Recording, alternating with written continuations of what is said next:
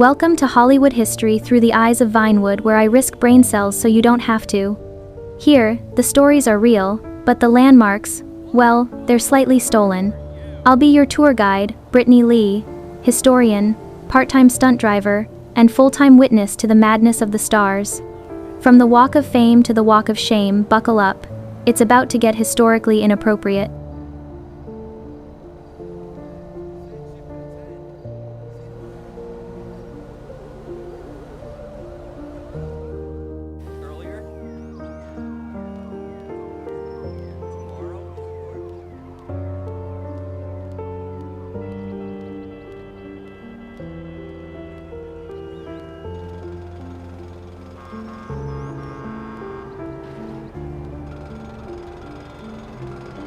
Ah yes, the Church of Scientology, the only place in LA where a personality test comes with a complimentary existential crisis.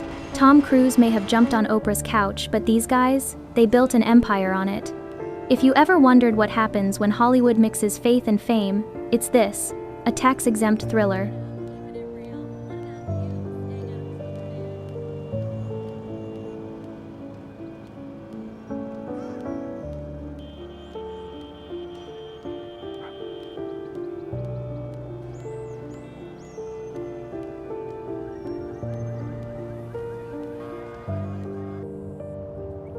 Feast your eyes on this estate, quiet now, but once the epicenter of Hollywood's most combustible love story. This here is Burton's home. By that I mean the one in our version of Vinewood, where power, glamour, and scandal all checked in without ever asking for a refund. Richard Burton, Welsh Coaltown boy turned baritone giant, 7-time Oscar nominee, married twice to one of the most dazzling icons of her era, Elizabeth Taylor.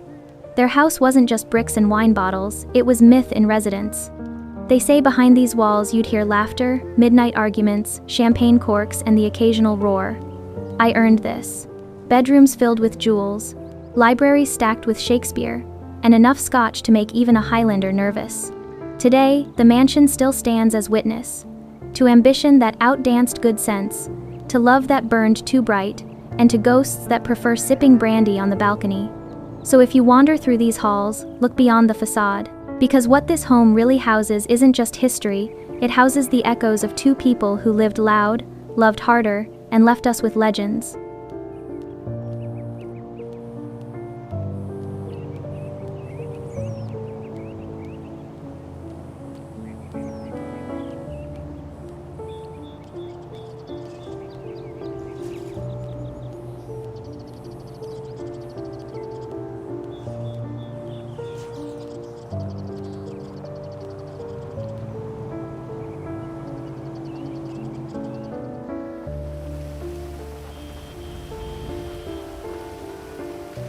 Okay, check it. We're looking at Sierra Towers, the 32-story celeb magnet on Doheny Road.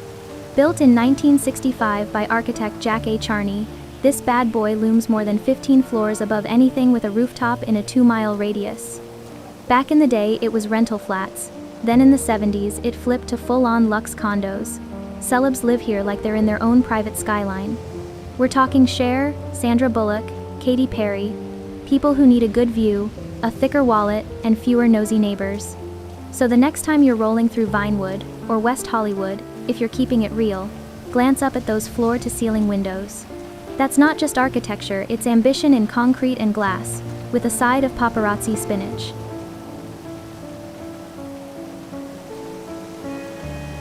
Alright, so this little gem right here? This is the Vinewood Garden Restaurant, which sounds fancy until you realize it's basically Yamashiro Hollywood with a rockstar discount. The real Yamashiro was built in 1914 by two rich brothers who apparently woke up one morning and said, "You know what this hill needs? A Japanese castle." Back in the day, this place was the spot for old Hollywood elites. Mary Pickford, Douglas Fairbanks, you know, the people who made acting look glamorous before taxes were invented. Now, it's a high-end restaurant where you can spend half your paycheck on sushi rolls and valet parking, but hey, at least the view's free.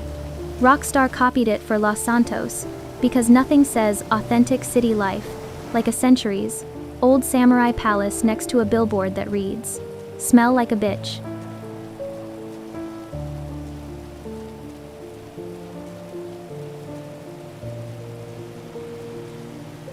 This spot? This is where James Dean's Porsche met its match, an intersection turned icon. He was racing fate at 24 and won nothing but legend status. Here in Vinewood, we mimic it with red sports cars and flashing lights, but never forget, glamour can wreck you just as fast as speed.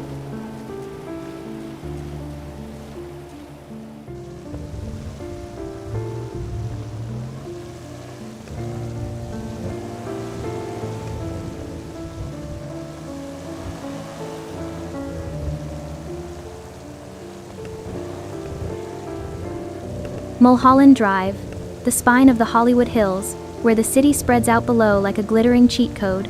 Built in 1924 and named for engineer William Mulholland, it started life as a scenic road for the rich and restless.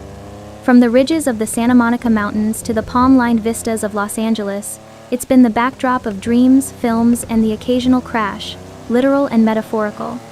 The mansions perched above it, celebs. The curves you navigate at dusk, stories you'll never read. So if you ever find yourself up here, remember, you're not just driving a hill, you're rolling through history in high definition.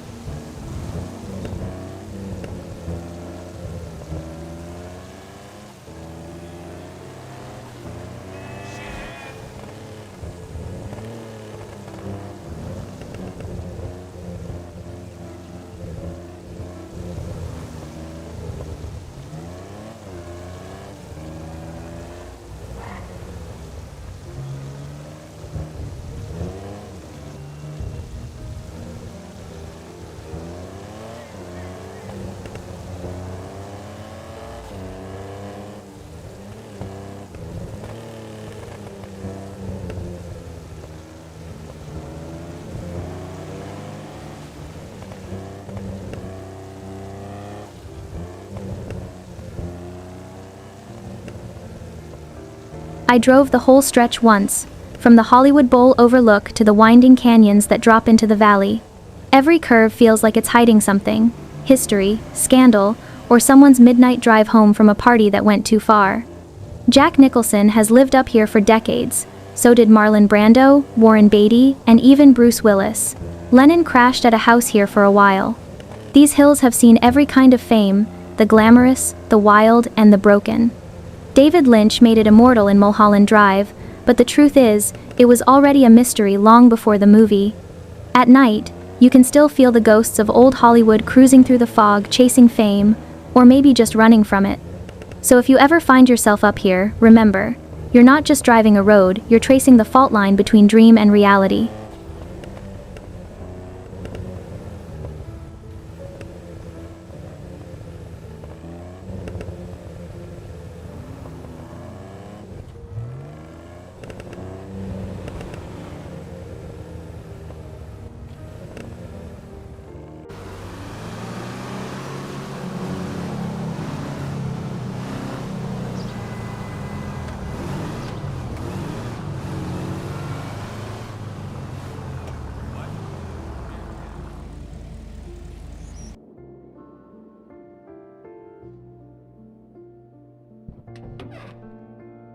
You know, every legend in this town has one secret, the kind that never made the papers but still haunts the wallpaper.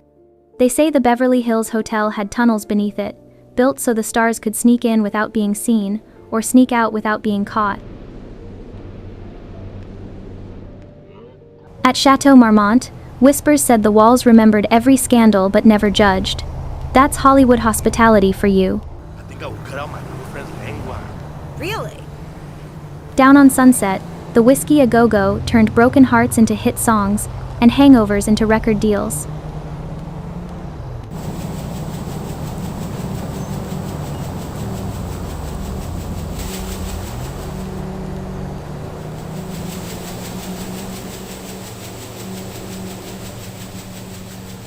And here, at the old Doheny mansion, the ghosts don't moan, they gossip. Every streetlight, every stone in this city holds a secret, you just have to walk slow enough to hear it.